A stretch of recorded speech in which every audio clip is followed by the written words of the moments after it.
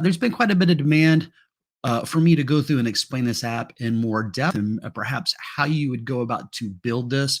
Because the first app I built, if you do a search on YouTube for Neese Inspection Checklist, it will come right up probably at the very top.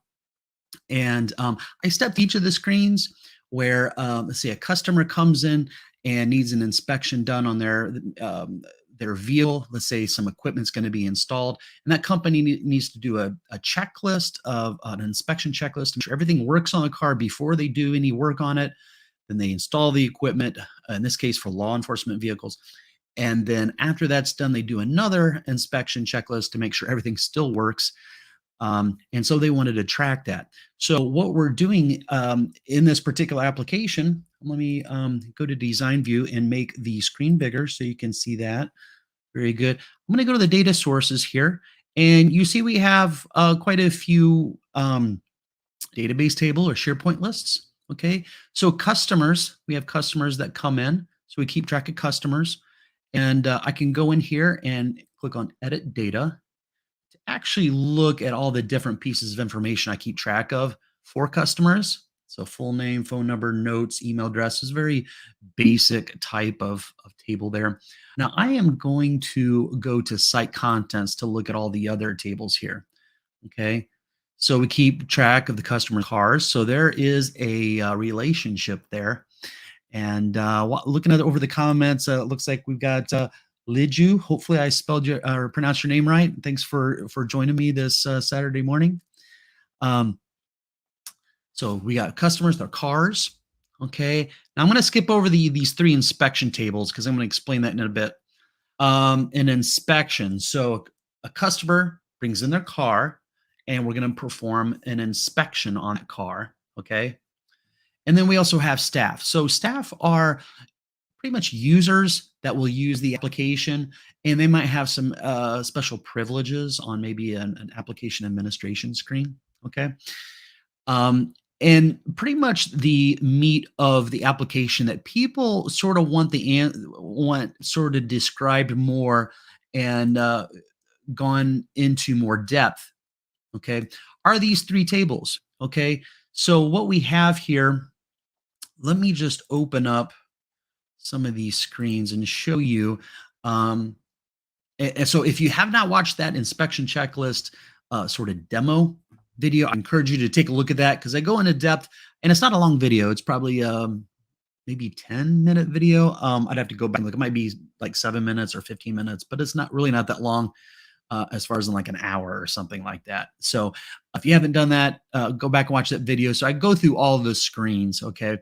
And probably a question that you might have after watching is, okay, how do we set all this up? So that's what I'm going to go through in this video. Okay, so I'm going to go over to the questions.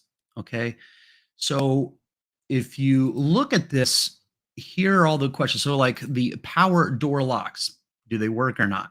So each one of these questions, like the inspection checklist, as they go down the list, they want to know, does it work or not? Or perhaps a car doesn't have any power door locks, so they would pick NA, non-applicable. Okay, now let me go back home and let me open up one of these. And an inspection has different statuses. Okay, so if I go in here and look at this, here's the customer, there's their car, and then you have staff, which are techs. And there will be a person that will perform the first inspection, and then the equipment's installed, and then there'll be a post inspection. So those could be two separate people. They could be the same person. And then there's another staff member that's the manager that would either approve or disapprove of the inspection or look over what was done there in the garage.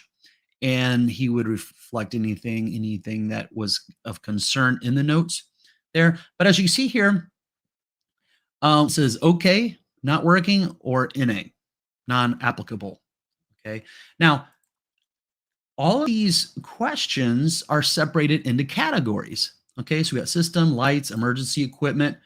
So you got light bar, front flashers. So you can see this is for law enforcement or emergency type of vehicles. Okay. but the client wanted this broken down into these different categories. Okay, so if I go into inspection categories, what we have here, these are all the tabs at the top. So I keep track of that in a separate table into a separate SharePoint list. I also have a sort order. So if I wanted to sort this in a particular order, I could do that. Okay, I'm going to go back.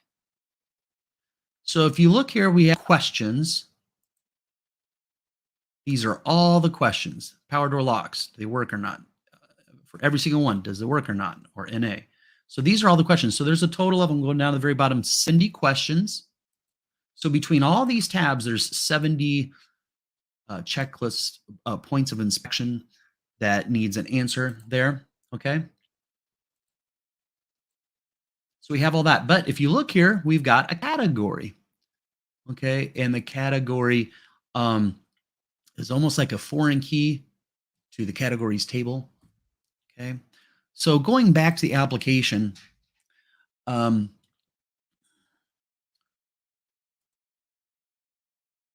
going to get out of run mode and I'm going to go to the category screen. So here are some application administration screens. And I believe on the home screen, if I were to run this as a user, it checks to see the email address if they're an application administrator or not. If they click on this, it takes them to this part here. And so here's all the admin emails. Now this is set in the app on start. Okay, so I have a long string of all the application emails, and then I do a find to see, is this current user's email address in that list? If they are, then they would be granted access to this screen by click on that little sprocket in the upper right corner. Okay, and from here we could manage the staff list. Okay, and if I go back, there's something I needed to point out. So is a manager, is a technician. You toggle that on and off. Okay. Now, if I want to edit, when you click on it here, the edit, and it brings up the data. Now, this is back when I used forms. I used forms quite a bit in this. So I just wanted to point that out. If I were to write an application for a client now, I wouldn't use forms probably anywhere. I think using patch statements and just putting the controls on the screens just gives you a lot more power and control that I enjoy. So that's what I recommend to people, but it's, there's a lot of good seasoned PowerApps developers that use forms. I just don't prefer it. And I've gone into it in a lot of previous videos, so I won't go much into that right now. So, all right, so I'm going to go back. So we got manage question categories. Okay, so all those tabs at the top, system, lights. Okay, we have all these kind of, so I could add a new category if I wanted to. Okay, and you hit save. Of course, this is a form. This is a gallery, and I'm monitoring the comments section for those of you who have specific questions. Maybe I'm not going into something in depth. If you have any more questions, and if you're watching this after it's been live stream, go ahead and ask the question in the comments below, and I'll do my best to answer those questions. And pretty much after this, what my goal is to actually build something like a slimmed down version of this, and to build it in front of you and to show you all the different steps. And if I have enough time today, I might actually do that, because I'm almost at the end of explaining. In my opinion, there's not much to this. Okay, so data is king. It's good to hear from you, man. Wondering how you link the tabs to values in the SharePoint list. Well, thanks for that question, data is king. So let's go and bring up one here. Okay, so the question is how you link the tabs to the values. So I'm going to click on this is a horizontal gallery. Okay, and what I did was they just have a button in there, and I formatted or styled the button to look like a tab. Okay, now if I click on the gallery itself and look at the items, boom, inspection categories. Now, what's funny is what I should have done here.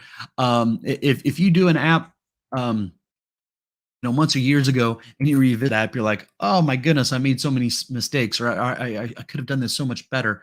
So this is one thing that I should have done, which is sort by the sort order. And I'm pretty sure I've got that in here. Let me just make sure. I thought I just saw that a moment ago. Sort order. Yeah. Sort order. And there it is. That is so we got system light. So that is how that is set up there. And by changing that, for some reason I've got an error here. Oh, okay. I think it messed with my variables. Let's go back in here and let's click on a different one here. Okay, so there we go. So to answer your question, now I'm not going to delve into this too much. I just want to answer this specific question here. How you link the tabs to the values in the SharePoint list. So this is how I did it. This is a horizontal gallery, and I linked it to inspection categories. So if I go over here, it's just simply linked to this. And if you do a search on my on YouTube, Darren Neese tabs, I go into how I sort of set tabs up like that. Okay, so data is king. If I didn't thoroughly explain that or explain it 100%, please let me know. Okay, so now where the next thing I want to explain is what we have here, where things get complicated in a database application is when you have a many to many relationship with a relational database system. Now, SharePoint really isn't a relational database system, but we're using it as a relational database system. Examples of relational database systems: Access, SQL Server, Oracle, Postgres, MySQL. I'd say most of the database systems out there are relational database systems. Okay. So there are just a few types of relationships you have between tables. So consider we have customers and cars. Okay, so if I go into this cars list, what you'll notice here is we have a customer ID. So here's all the list of all the cars in the database. And we have one column here with a customer ID. Now that's a that's a cross reference from the cars over to the customers. Okay. So let's say a customer comes in with one car. Let's say they could have 5 different cars in their garage, or at least more than one, right? Well, in this case, we do have that. We see customer ID 22. We go over here. These are these two vehicles are that they both belong to customer ID 2. Okay. So if I go to customers, number 2 is Adam Smith. Adam Smith owns those 2 cars, okay, or has brought those 2 cars in. Okay. So that is what's known as a one-to-many relationship. Okay. So one customer can have multiple cars. Now, the question is for the cars, this 2019 Chevy Equinox, okay, that has a tag and a VIN, vehicle identification number. Could that car belong to many customers or more than one customer? No, no. A car is always owned by one individual or perhaps a married couple. Perhaps maybe both their names are on it. Okay, but generally speaking, a car would belong to one customer, not multiple customers. So that wouldn't be a many to many relationship. It would simply be a one to many. Okay. So one customer, and that customer has some type of a unique identifier. Okay. Now I'm going to go in here and sort of change. I'm going to show you something. I'm going to show hide columns down here. And really what I like to see is I like to see a foreign key up here. Okay. So I'm going to hit apply. So I don't have to scroll over there to see it. Okay. So these are cars, and here's all the customer IDs. Okay. So with a one-to-many relationship, the site on the one will just have a primary key. So if I go over here to customers, this customer now with a SharePoint list, they always have an ID. Whenever you create a new SharePoint list, it will automatically create that ID. Now, if I was using SQL Server, I would have to create a column called ID and make it an auto number, or in SQL Server, it's actually called an identity. Now, let me go down here, show hide columns. There's that ID, and by default, it's not being shown. Whenever I create a SharePoint list, I click on the ID and I bring it up to the top because it's the primary key. It's really important, and I want to be able to reference that as I look at this data. And I don't intend on users going to the SharePoint list and looking at it, and I want them to use the application for that. So I really don't care about what this looks like to a user. Okay, so one customer can have multiple cars, a one-to-many relationship. Okay, so you have the primary key over here. Now, over on the many relationship, the cars, we're going to have something called a foreign key. So let's go back over to cars and point that out. This customer ID is what's called a foreign key. Okay. Now, if you guys follow my channel, at least here recently, of course, I've been gone for several weeks, had some medical issues, but for the past few months, I've been working on a ticketing system with you guys. And let me just bring up an example of some of these things here. My ticketing system, I'm going to bring that up. I use this tool, especially for SharePoint, where I can actually look at the relationships between all my tables. I really like this tool. It's called Draw SQL. Now, if you're using something like SQL Server or Access for your database, they have tools to create these ERD diagrams, entity relationship diagrams is what ERD stands for. And you can see that when a ticket comes in, a request comes in for something, we could have a one-to-many relationship with request images. So if you've been following along in that application, you can sort of see that. Now, whenever you create tables, what I've told you is when we were looking at all these things, when we're looking at, so we've gone over inspection categories, we've gone over inspection questions, pretty much gone over all these tables. So I've sort of gone over and explained all these except these inspection answers. Okay. Now, what do we have here? Well, we have an inspection ID and an inspection question. What we have is a many-to-many relationship. Okay, I'm going to go back to site contents here. Okay, so we've defined all of the questions to be asked for an inspection questionnaire. Okay, or an inspection checklist. So we have all the questions here. And then we have the, let's say, a person that could be answering all these questions in the application. We have that there. Now we need what, and if you have a many-to-many relationship, you just can't say, oh, there's a many-to-many relationship between these two tables, because there's no way of doing that just with those two tables. You need to have what's called a mapping table in the middle, where there's a one-to-many relationship between, let's say, users and answers, and a one relationship between the questions being asked and the answers. Okay. Now, if you forget about that mapping table in the middle, what you have is the users coming in to do the inspection could be filling out many questionnaires, okay, and also many questions being answered by many people. So you've got all those answers associated between those two things. I think that's the most complicated part of an application like this, and any type of medium to large size application, and we have it all over with our ticketing system.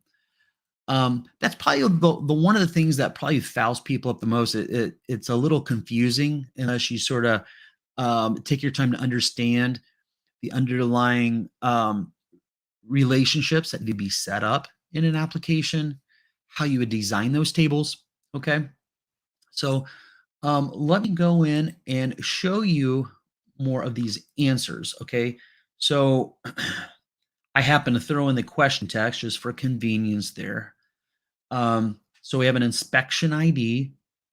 Okay, so user comes in, they select a customer, they select a car of that customer, and like, we're going to do an inspection now. Okay, so there is an inspection table. See here, inspections. When a user comes in, they say, this customer just came in, here's their car, let's do an inspection. A new row is created in the inspections table. Okay. I'm going to go back to site contents. I'm going to go back into that mapping table. Okay. So here's the answers. So this links up to the inspection. Here is the answer to the question. Okay. And also, we'll also know if it's the pre-inspection or the post-inspection, where they're actually installing the equipment, because there's actually two questionnaires for every single inspection.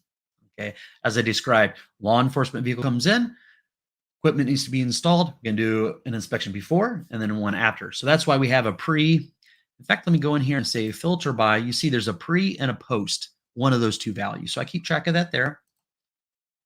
And then an inspection question ID. Well, the inspection question ID goes over here that we already looked at for the questions. It actually grabs the ID out of what we're asking about. Okay. And this is how you set up a really good, solid relational database system application. And in my opinion, this is what separates the beginners, it separates the boys from the men, or the beginners that really aren't building their applications right, and the seasoned people that. And I learned all this from I didn't learn all that stuff doing apps and Power Apps. I learned that 20 years ago by just building applications. Started out with Visual Basic 6, using Access as a backend, and then SQL Server. All those software development, or I should say database, um, relational database concepts apply to what we do in Power Apps, and make sure applications work, function properly. Okay. If you design them right, um, you're going to have many different tables. As you can see here, I'm going to go back over to my ticketing system. This ticketing system course has over 30, I think we're at 31 videos on that. And by the way, I wanted to take a break from the ticketing system. We're pretty much done. And I wanted to give you guys an opportunity to, if you're very interested in this ticketing course, this is a paid course right now. All the videos are out there, and it's a beta course, meaning I'm looking for feedback, providing all the videos for you guys to see. But if you purchase early, you get a very big discount. So if you're thinking about buying it, those videos soon will be unavailable. I'm trying to shoot by the end of the weekend, or here in the next few days. And once I upload them to my system, that price will go up, because it's no longer a beta course. It's actually going to be finished. And then for those of you who have purchased it, I will continue doing coaching calls and things of that nature. But for those that have actually purchased the course, and a lot of these videos have been out there for months. So hopefully you guys have an idea of the value that you're getting from that ticketing system. But as I was pointing out, if you're creating a good, well-designed application, and it's a moderate to large size system, you're gonna have lots of tables, as you can see here. Okay. So I'm gonna go back into the answers. Okay. So we pull in all this, sort of like this central table, this inspection answers pulls in all this information into this one table. Okay. And then what we're doing whenever they go in here and change the value of these things here, let me see. How did I do this? We have I think we have an on check or an on change event. There we go. And we remove anything on that particular question if there was a previous value, and we actually do a patch. Okay, we put in pre or post, whether if it's a pre or post inspection. Okay, so just to show you the code here that I have for the on change event, I think if I were writing this application these days, I would probably have I would change the values in a collection, and then when they hit save, I would go and save it all in one shot. That's probably what I would do if I were to rewrite this these days, because you could go through. Sometimes that might slow people down if you do a save. Sometimes a save in Power Apps could take. I'm going to open this up just in case if anybody wanted to view this while I'm talking here. Okay, and I'll scroll through this one more time slowly. Okay, just in case you guys wanted to look at that more. If somebody's just wanting to go through here really quickly and answer these questions, sometimes a patch can take 1 to 3 seconds. Hopefully a lot less than that, but I've seen it sometimes take a while with Power Apps, and it's really going to frustrate people that are in here every day trying to answer questions. Okay. Um, okay. So I'm watching the comments, looking for any questions. And my question to you guys who have seen this application before, or let's say after this live stream, you've gone and watched that other video. Did I go into enough depth for you guys here? So we got categories, manage questions. So we can add a new one here, sort order. Oh, and you can set the different categories here from this drop down list. That's how you select that. Okay. And I just have different screens. So I've got a screen for bringing up customers. There's like Adam Smith. He had 2 cars. There we go. So we click on a car. We can see, oh, these are all the inspections that we have for this car. This Adam guy has brought in this Chevy quite a few times. Wrangler, no inspections. Okay. So what do you guys think of that? Now, I do have links if there are specific topics that you'd like for me to cover in the future. Um, if you want to give me anything that you want me to cover, I look at those and I go to that list for ideas for future videos. So this was one of them. This is one that was actually requested for probably the most over time, either in the comments for that video or for just going out to that Microsoft forum that I have. If you look in the description of this video, you'll see that. Hey, if you're getting anything helpful out of this, a comment or even a like really helps the channel and lets people like you know this is good content. Much appreciated.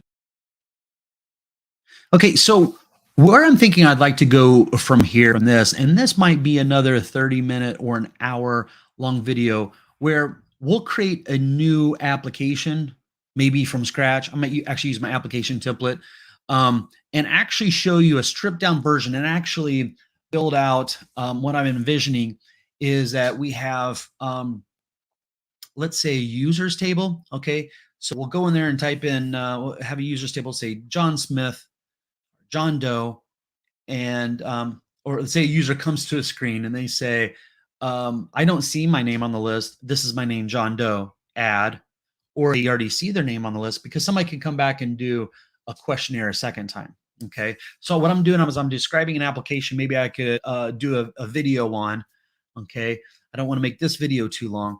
So I'm thinking about an upcoming video.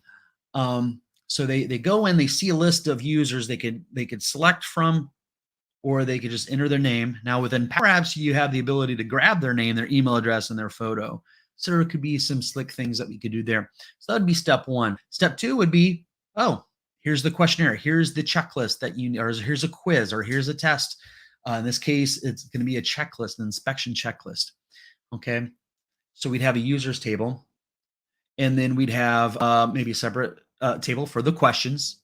I think for this simplified stripped down version, we won't do categories. You could, and I've showed you how you could set that up, but just sort of simplify it to sort of strip it down to its core, so you could at least see how you would go about doing that. So we'd have the questions. Now an application administrator would set up those questions, sort of like what we did here. Okay. So we go here, and here are all the questions. So we'd add all the questions, and then we have an answers. So that user would go in and see all these questions, and then they would either type something in or use drop downs or something along those lines. I think having a maybe a single line of text where they could type in whatever they want there, that would probably be the most flexible, because they could type in yes, no, n/a, or it could be type in the name of something that is pertinent to this question. So, a string value could hold like a wildcard of values. So we could do that. Then we could save it. And then that would pretty much be the heart and soul of creating an inspection checklist or a quiz or test type of scenario with Power Apps. So that's what I'm thinking. Let me know in the comments what you guys think of that. Okay. Thanks so much. Guys, for some reason, YouTube thinks you're going to like this video next. Let's see if they're right. Or you can select this playlist, which I've selected for you based on the content you're currently watching. Guys, got to hurry. Click one of them. Otherwise, YouTube's going to autoplay some other video, which you probably don't want.